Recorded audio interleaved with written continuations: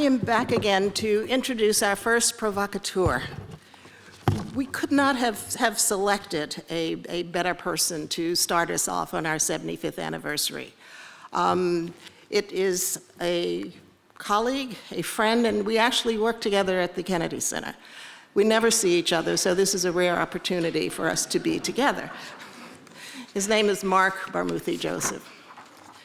You have probably in your somewhere a bio of his, but it is so inspiring and enlightening that I am going to tell you some of it.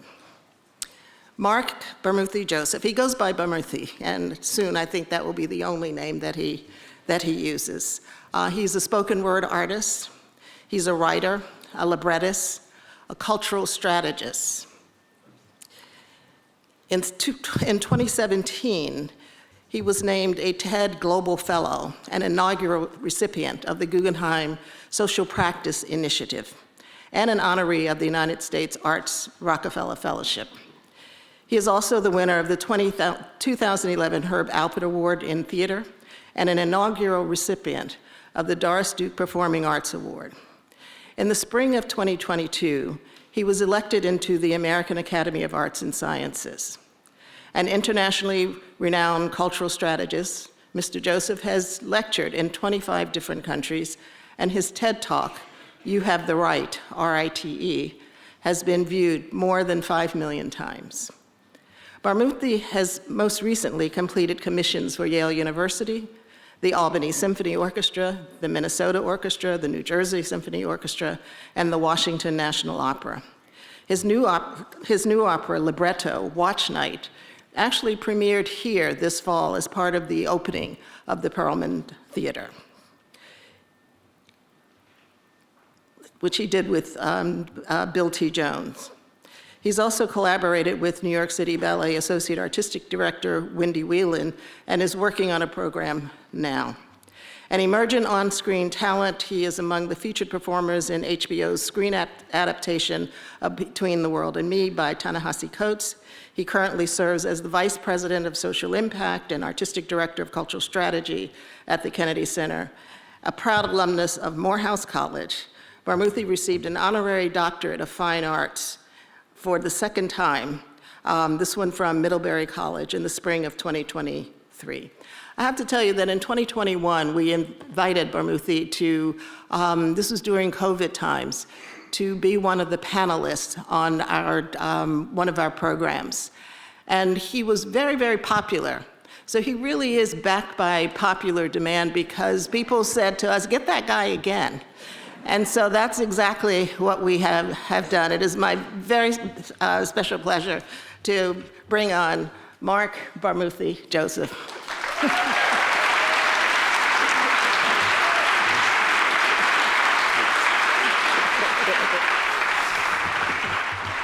And I'll be back again because we will do a Q&A. All of a sudden it turned into Mean Girls. Fetch. Some of y'all get that. Hi, how are y'all?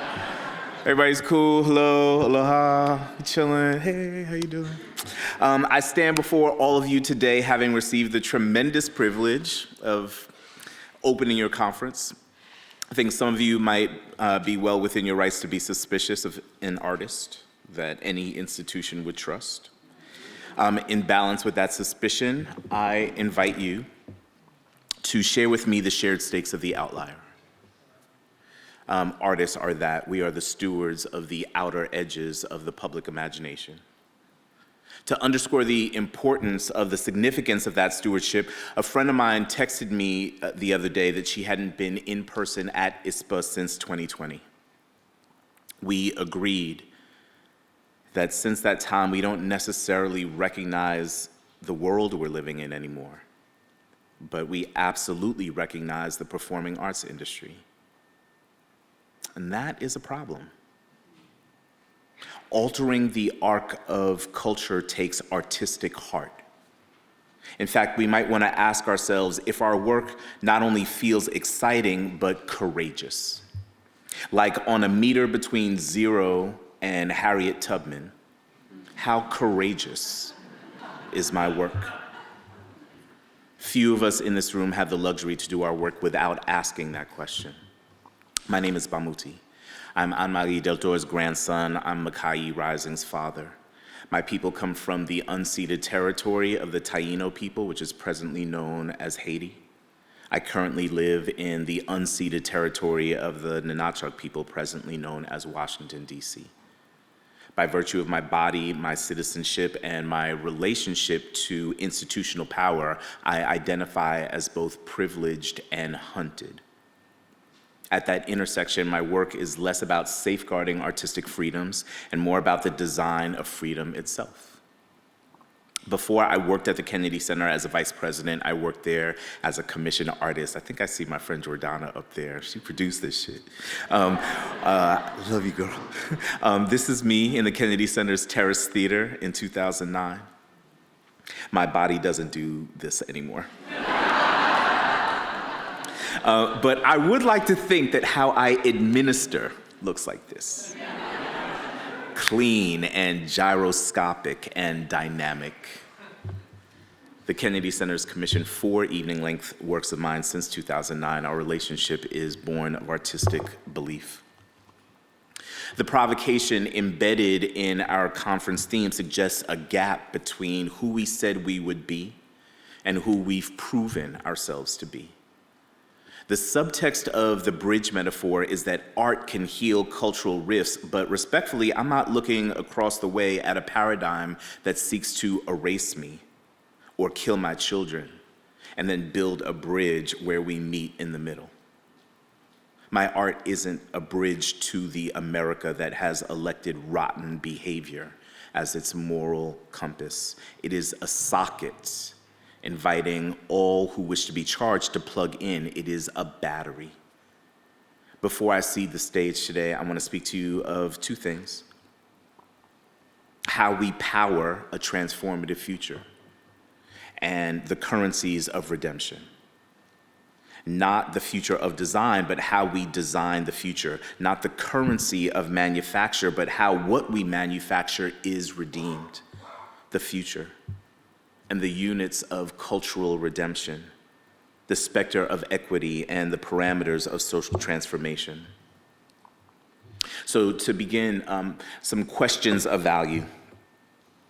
What if dignity were currency? And our business models depended on spinning the capital of dignity into the capital of finance? What if, when we said equity, we didn't mean everybody's in the house? We meant equity like what you have if you own your house. Invested in inclusion to produce equity for diverse communities, which means more than putting on shows or producing symbols. What if all this dis-ease was a prompt for an entrepreneurial reframe, like the explosion of crypto as currency? What if we treated the art of cultivating dignity as an intentional economy? If the product were empathy, and you had to make it, and you had to make it mass accessible, what raw materials would you use? What if dignity were currency and the raw material to make it was culture? What if you worked at a cultural mint and you printed white walls and bright lights and the aesthetic sublime 80% of the time, but 20% of every dime was spent minting cultural equity for the historically left behind? Equity, not like proportional balance, equity like profit on your P&L balance. Who in your countries is manufacturing empathy? Just a little bit. And in the end, wouldn't we all benefit? What if dignity were medicine, were a vaccine, and the public and private sector teamed up to invest in our collective healing? Our country's cultural mints were a place where anybody could get pricked with a sharp edge of culture, a chemical boost, included us all. Because what we've just learned is that if I'm healthy and you're sick, I'm at risk. Why risk emerging from this moment in a culturally unhealthy way? Why put a cultural inflection point to waste? What if the product were collective healing? And in order to do it, we had to practice more cooperative economics, except nobody would buy it if it wasn't fly. So to heal, we had to invest in artists, invested in their individual projects, but used artist intellect to mass produce dignity and put as much equity in it as you would a non-fungible token of a digital object. We make value. Diversity is not a stock to be left alone to accrue.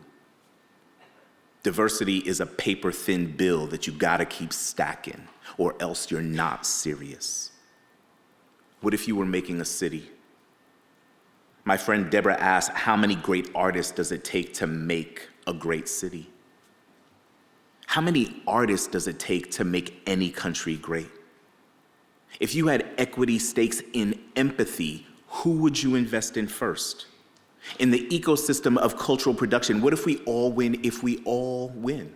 What if we didn't all have to win? We just all remembered when the world was sick and collective healing was something we were all invested in. What if nobody got left behind? What if we healed forward, cardinal directions, truth, dimension, humanity, access, latitudes of public imagination, longitudinal public policy, XYZ axis, access the ancestors, call their names, map the future, collective dignity, the moral compass, invest in the road forward, use culture as brick, and walk the walk. I used to host this podcast. My co-hosts were Paola Prestini, who's the founding artistic director of National Sawdust in Brooklyn, and Camila Forbes. She's the executive producer at the Apollo Theater. We had this guest recently named Marina Gorbis, who is the executive director of the Institute for the Future in Palo Alto. I want to play a piece of a conversation that we had and share some ways that her work aligns with the way I'd like to frame the rest of this conversation. This is Marina Gorbis.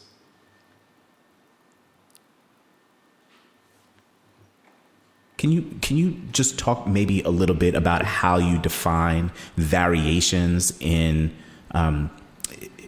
futures or in future perspectives? Yeah. There are many different approaches to thinking about the future. You know, scenarios is one of the methodologies we use.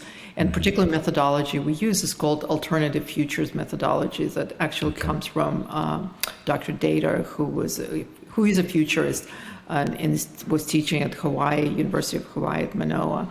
And he posited, and we believe in that, you know, when you think about all these visions of the future, there are four sort of archetypal ways in which we think about the future and construct scenarios in our minds. Mm-hmm. One is what we call growth, which is basically continuation of things as they've always been. It doesn't necessarily mean growth, but it means like we're going to continue on the same path. And that's the easiest thing to envision. It's what we all think about, you know, every day, that things will pretty much continue as they've been.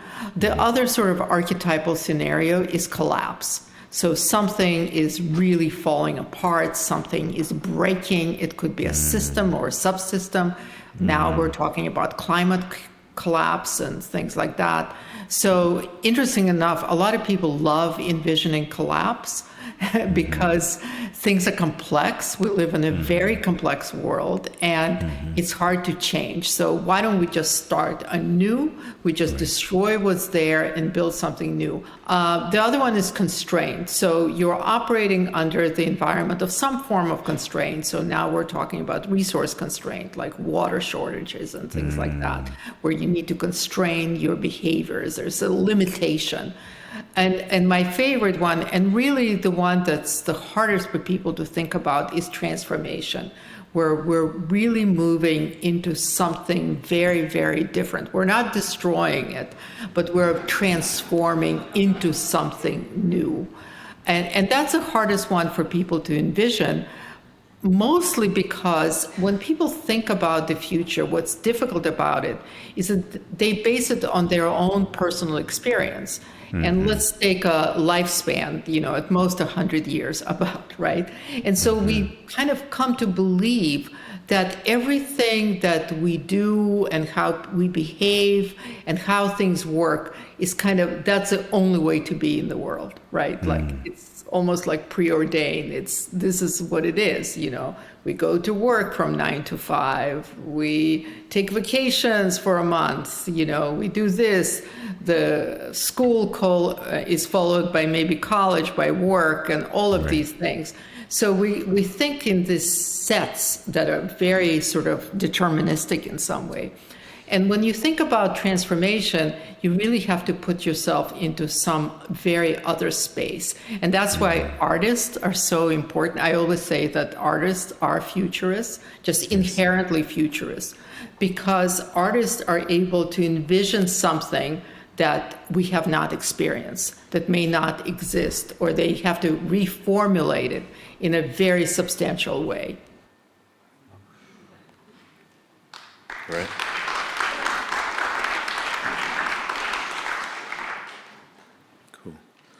So I want us to take the question of our industry and spin it around a little bit by thinking of these versions of the future and imagining ourselves at our most optimized.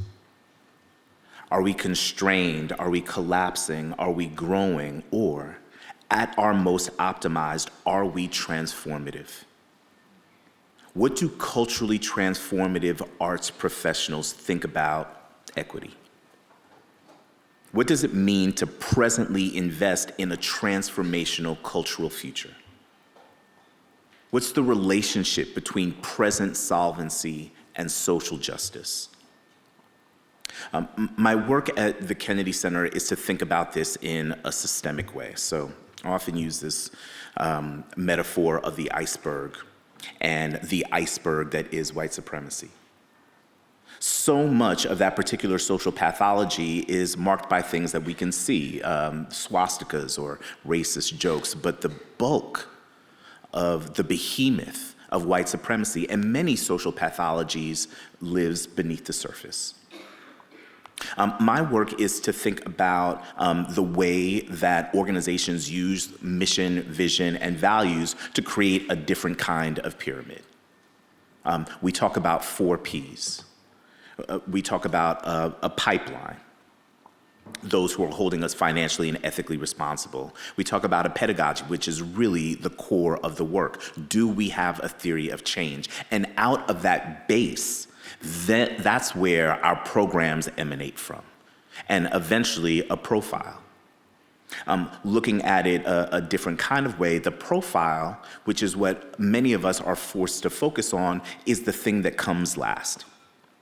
The profile is the physical evidence or brand identity of everything else. But the core of this work, again, think of this as the flip of the mountain of white supremacy. The core of the work is the theory of change, the desire to transform.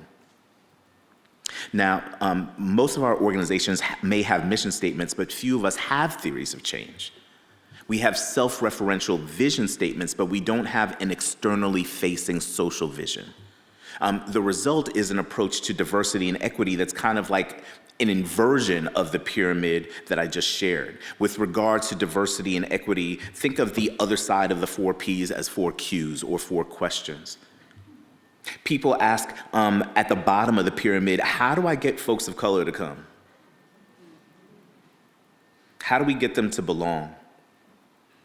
How can we serve the community? And if they're really about it, folks will ask, what is our role in an equitable future? For my American friends, if the Constitution is the document that essentially authored the design of American freedom, how do we sustain its spirit in the present day? Globally, what is the role of our cultural centers in our international contemporary freedom design?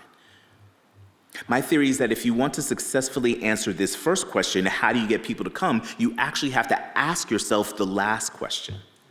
The last question has to be the prevailing question.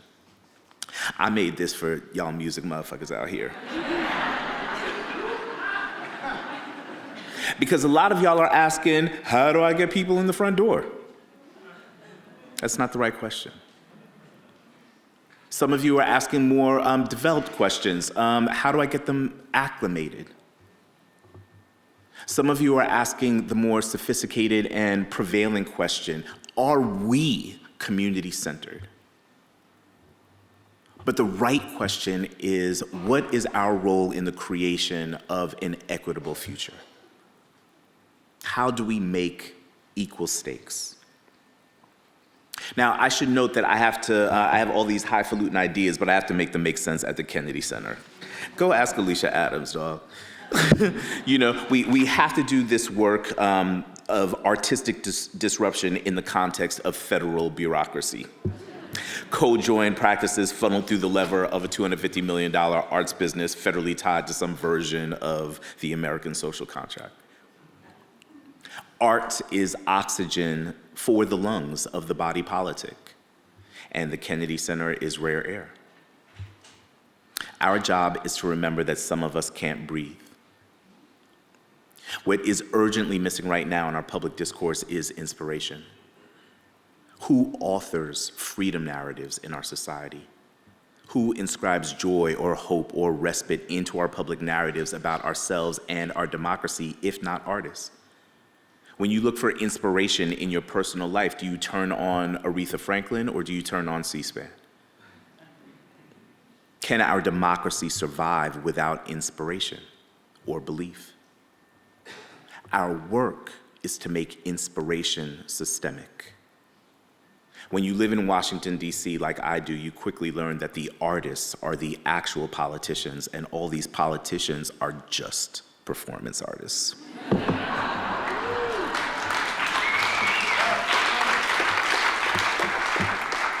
I understand the co-responsibility of resource and integrity. I do. Behind me, I feel the close footsteps of my ancestors to whom I owe a debt, and slave catchers who would have me dead. I recognize that this is a theory of change, but I have to proudly say that the work has inspired the launch of a repository for financial capital. 4 years ago, the Kennedy Center didn't have a social impact department. Last month, we received our first contribution to the Social Impact Endowment Fund. Yeah. Germane to the prevailing conversation of sustainability, that growth is evidence that our National Cultural Center sees impact work as an enduring vector for both moral equilibrium and also capital growth. Artists make cultural edge. How do arts professionals facilitate equitable stakes at that edge? How do we, in this symposium, help to position institutions as incubators for a future of both cultural practice and cultural stakes? Among many things that the pandemic revealed was that in the cyclical strain on the infrastructure of public health, there isn't very much attention being paid to public healing. Like the act of collectively and intentionally acknowledging the social and psychological trauma of loss and divisiveness, acknowledging that the planet has endured a rift and being intentional about healing together from that rift in public healing. Can we in this body think very proactively about the mechanics of art production and also imagine what happens if we become culturally well? What strategically do we see in our industry when we envision the public's fullest health? Where's the artistic thinking in our leadership practices? Who is leading the public imagination? Who is the heartfelt center around which we might build a moral direction? All over the world, we have national debts. But while the national debts are measured in dollars, the truth is that we have inspiration debts that are far worse. Our contributions to the elimination of those debts is to inspire others for a living, to exemplify, as the author Bell Hooks says, that not just the mind, but the heart is a seat of learning. Inspiration is the primary currency that can actually pay for a transformative future, and we are rich with that stuff. Rich with the ability to make art that yields non-art outcomes, to generate the most bizarre resolution to these misaligned times, which is alignment itself. Our training has taught us to pay attention to our intentions, to make objects, to make culture, to hone the artistic gift and to leverage that gift to frame the future. I look forward to doing that work with you. Thanks for your time. Thank you.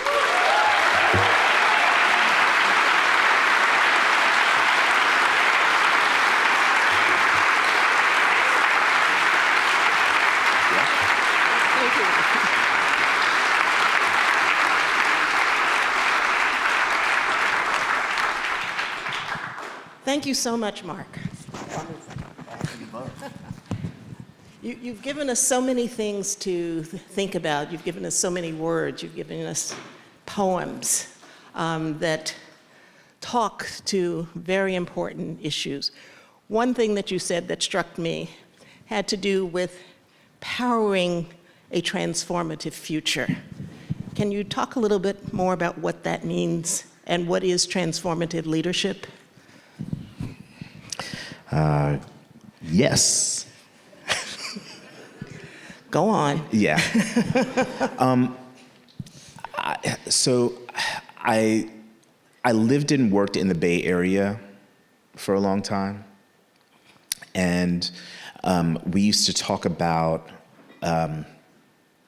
preaching to the choir. Does anybody ever get this?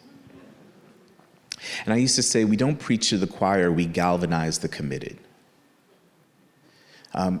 The idea, the kind of privilege and condescension around that term or around that positioning of needing to gather, particularly as members of historically marginalized or historically minoritized communities, is something that would often offend me.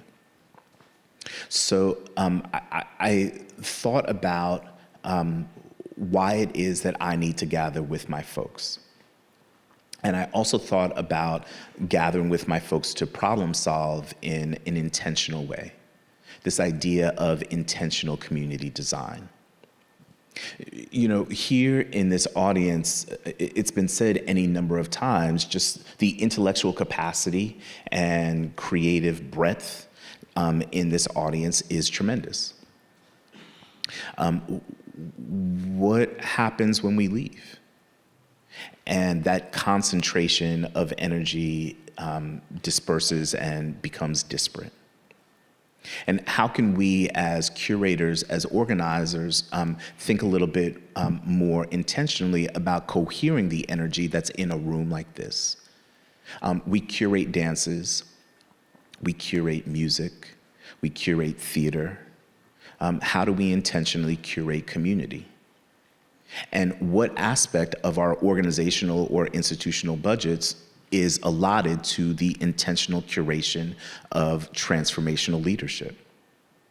That void or that question is answered, let's say, at ISPA through the fellowship program. But as a part of doing business, this idea of the cultural institution as an incubator for a transformative future requires, I think, that kind of, if not vision, at the very least, that kind of strategic thought and strategic investment in the same. It's a repositioning of our institutional identity as something, as kind of a widening of the radius of our mandate to present prefabricated performance, but also to intentionally incubate a transformative future. Thank you. I would have so many more questions that I would want to explore with you, but I would rather hear from the audience and get any questions that you all might have. Yes, I think there are microphones. I was told there are microphones down front here. Yeah, there's a microphone. And can you just say who you are, identify yourself, and stand up, please? Sorry. Hi, my name is Alun Nashman. I'm from Toronto.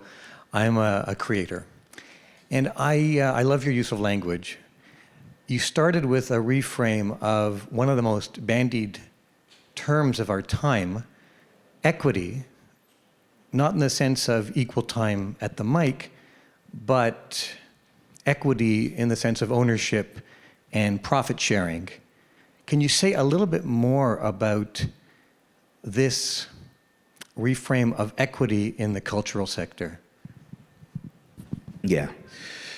So I talked about equity not as proportional balance, but equity like profit on your P&L balance. And I really wish that we would all just kind of take that up. Because equity actually is a function of power, not of numerical balance. And we are not having the conversation of stakeholdership enough, I think, in our sector. So that idea of stakeholdership and that idea of equity kind of walks all the way back, I think, to board contributions, the development of our kind of financial strongholds or stability. My partner at Sozo, Rika Eno, and I, we do a workshop called Healing Forward, and we do all these provocations as part of our work with different organizations, and these provocations are really meant to just do that, to agitate. And one of the things that we ask is, would it be possible for 30% of your income to come from minoritized communities? What would you have to do in order to have 30%? And if that number is too large, 25%. And if that number is too large, then 20%. What is the current financial weight or the current financial picture, not just the board composition? I think what we've done in this industry is we've thought about equity, certainly among our staffs. I think we've done a lot of great work, certainly thinking about what's on stage. But when we think about our financial accountability and we think about our ethical accountability, we could probably grow some. So yeah, I would like us to evolve the conversation so that beyond thinking about the curatorial balance on stage, we're also thinking about our P&L statements and who has power there. Okay. Another question? Yes. Down front here again.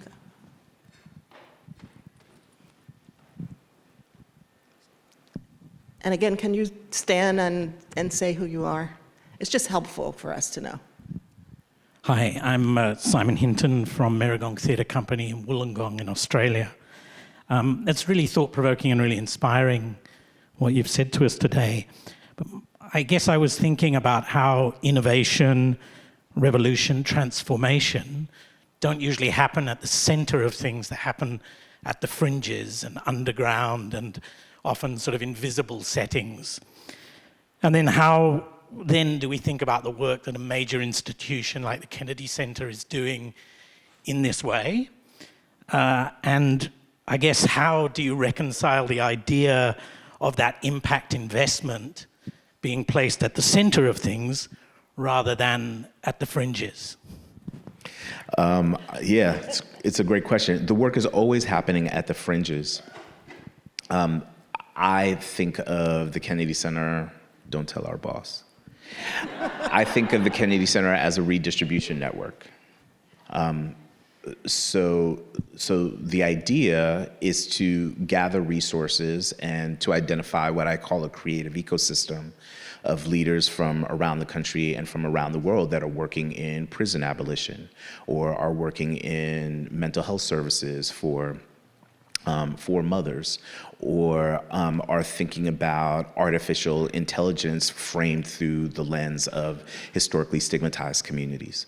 The thing is, it's got to happen everywhere. And you have to do the work where you're at.